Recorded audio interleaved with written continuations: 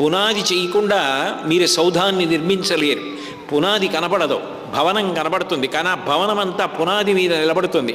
సుందరకాండలో హనుమ యొక్క వైభవాన్ని ఆవిష్కరించడానికి ముందే ఆయన మనసు ఎటువంటి జవసత్వాలతో ఉంటుంది, ఎంత బలపరాక్రమములు కలిగిన వారు, ఎంత బుద్ధిమతాం వరిష్టం, ఆయనకి శాప విమోచనమైంది, ఎటువంటి విశ్వాసంతో ఆయన బయలుదేరుతున్నారు.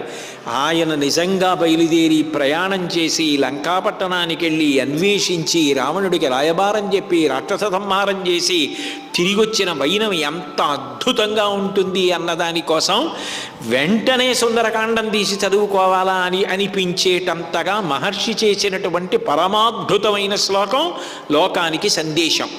మనిషి మనసుతో నిరుత్సాహపడకూడదు. ప్రతి దానికి ముందు నిరుత్సాహపడిపోవడం, బాబోయ్ ఎక్కడవుతుందండి అనడం కార్యాన్ని సాధించలేడు. ఎవడు ఉత్సాహవంతుడు